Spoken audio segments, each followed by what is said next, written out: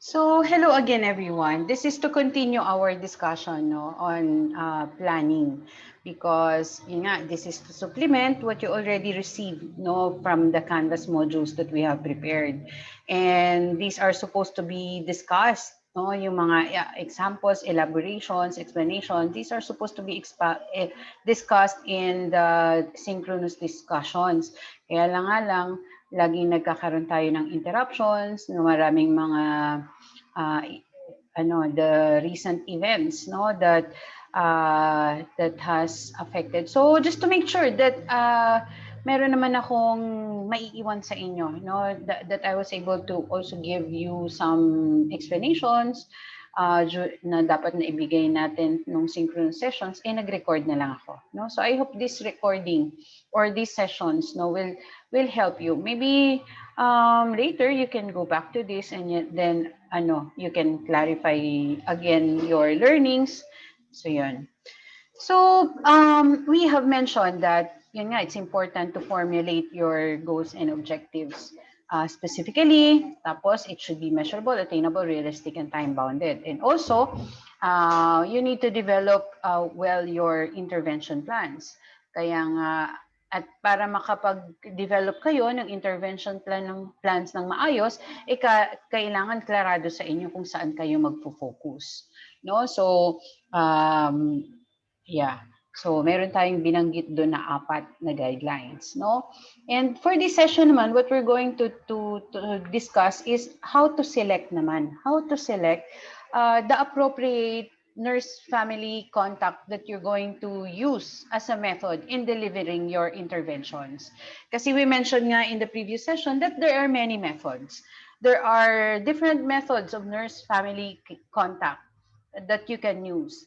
But yun nga, what you need to do for this session, that is what we're going to discuss. How are you going to decide?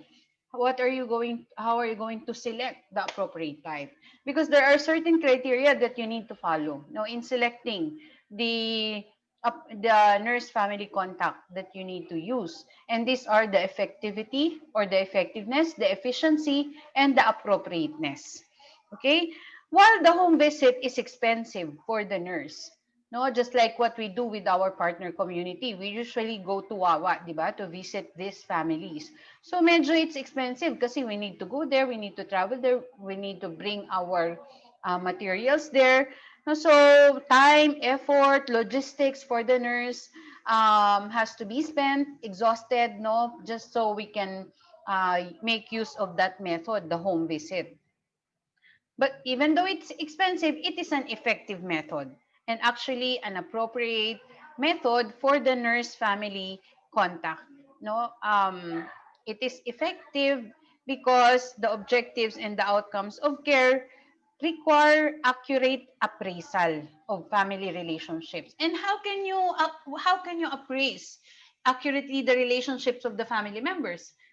You have to spend time with the family. You have to be there. You have to observe. Diba? So, yeah, you need to be able to accurately appraise the family, the dynamics of the family relationship, and also appraise the home and environment, their situation, and as well as the family competencies. Because the best opportunity not to observe, that to have actual observation is syempre, uh, nandun when we do our home visit to the family. So no matter how expensive it is still the most effective. It is still an effective method of doing or delivering our nursing care. Another method is the clinic, no, or office conference.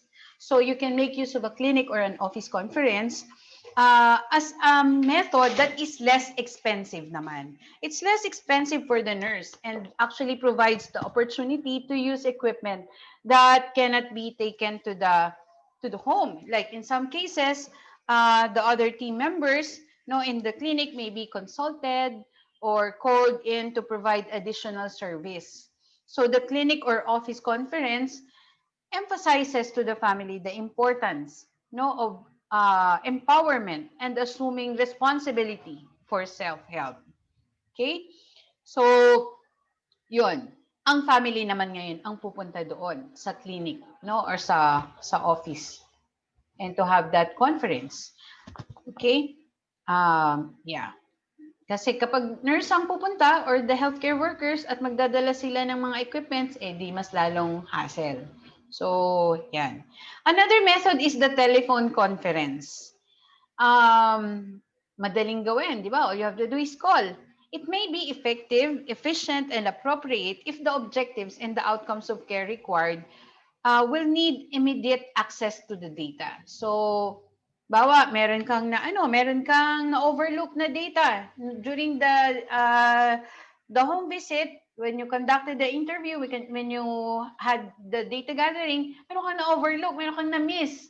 No? So, you can make use of the telephone, no, conference, to have an immediate access to those data. Or maybe when given problems on distance, uh, are existing. So when there are problems on distance or kaya on travel time. So lalo na kapag kung meron din lang signal, why not, 'di ba? Tawagan na lang. Di katulad kasi sa Wawa, may mga parte sa Wawa na walang signal. So mahirap. You really have to go and visit the family. Okay? So yun, yung telephone conference will not be appropriate doon sa mga households na walang signal sa Wawa. Okay? Or kaya meron kang nakalimutan na doon na during implementation. So, mga reminders. So, you can just do the telephone conference. Now, those data, no, that includes monitoring of health status, pwedeng gawin sa telephone conference. O kaya yung mga progress reports, especially during the acute phase of an illness state, yan, pwedeng i-telephone. Yung mga change in schedule of visit or family decisions na kailangan nila ng time. So, hindi mo pa makuha yung data during the time na nag-home visit ka. So, upon giving them time, so instead of going again to the family, maybe you can just do it over the phone. No? Or updates on outcomes or responses to care or treatment. Meron kang ginawang procedure today during the home visit. After a few days, tingnan mo. You can call. O, kumusta na po siya? Yan. Nag-wound dressing ka, o kumusta po ang sugat niya? The next day, tinanong mo, yan. Okay? So, yun. O kaya yung yung mother, no, nag-deliver ng baby. So, di ba, we're monitoring yung pads niya, yung what you have learned from maternal nursing, di ba? Yung mga bagong panganak, syempre, merong mga discharges pa yan. So, we're monitoring the discharges. So, kung nakauwi na, kasi usually sa community, overnight lang magsistay sa ilaying inang mga nanay. And then you will have to, follow up. So, halimbawa gusto mong ma-monitor yung discharge niya. So, pwede mong tawagan. Okay? Now, kung previously nasabi, no? Kung previously, pero mas maganda pa rin, syempre, ay pupuntahan. So, nakaschedule pa rin yung follow-up home visit. Or kaya yung nanay ang babalik sa center, sa lying-in center para sa check-up. Okay? So, yun. So, another method is the written communication, no, which is another less time-consuming option, no, for the nurse. When there are a large number of families, no, needing follow-up, no, so aside from, halimbawa, yun nga, malayo, yung distance, yung travel time, pero kailangan mo lang naman na i-follow up yung maraming families na yon, maybe a written communication will do. O kaya mayroong announcement, yan.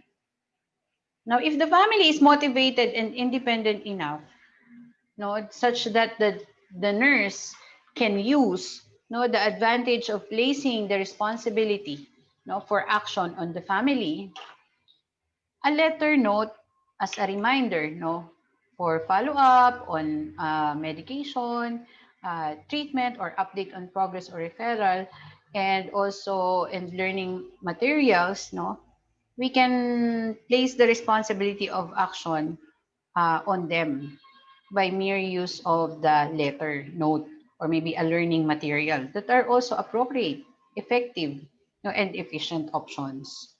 Okay, so that's a written communication. Another method is a school or conference or a school conference or a school visit, no, which is done to work with the family and school authorities on how to appraise the degree of vulnerability, of children to develop certain childhood illnesses. No, 'di ba sa IMCI, sa Integrated Management of Childhood Illnesses or IMCI, marami doon programa, no, kung paano how to handle these uh, childhood illnesses. And sometimes we collaborate with the school authorities. No, lalo yung mga school entrance lalo na 'yan. Okay, so we basically aim to help the children and the adolescents on specific health risks, hazards, or adjustment problems. So yeah, okay. Sometimes we can also conduct an industrial plant or job site visit, no, if we really need to do that, no, or when the nurse and the family needs to make an accurate assessment, no, of health risk or hazards and work with employer or supervisor on what can be done to improve on decisions or on provisions for health and safety of workers. No, kaya nga ang school nursing at ang occupational health nursing, kasama yan sa community health nursing. Okay? So yan. Tapos yun nga, so meron kang telephone, pwedeng written, pwedeng ano, and of course, iba pa rin ang face-to-face, no, interaction through the home visit because you can accurately nga assess or appraise the family's conditions. Okay. Pero now nga na we are with the pandemic, so marami ring paraan pa rin ang ginagawa, no, ang mga healthcare workers just to reach the public. So yung cousin ko nga who is a doctor sa PUH, so what they do naman, she is assigned doon sa probinsya. So kaya what they do naman ngayon, meron silang nag-iikot sila para sa bakuna kasi syempre lalo na nung nag-lockdown, yung mga may schedule ng bakuna, paano na? Diba? So, yung mga merong nagpa-follow up ng schedule for the 3 doses of Hep B, DPT, yan. Yung mga may schedule for measles at 9 months, mga ganon. So, yeah, the healthcare workers need to find a way, no? Find an appropriate methods, no, to deliver the nursing care. Okay, and there is no hard and fast rule as long as you can justify, no, the method that you're going to use. No? Okay, yeah. So that would be all. This is quite short. The next recording that I'm going to do is about implementation and evaluation. All right.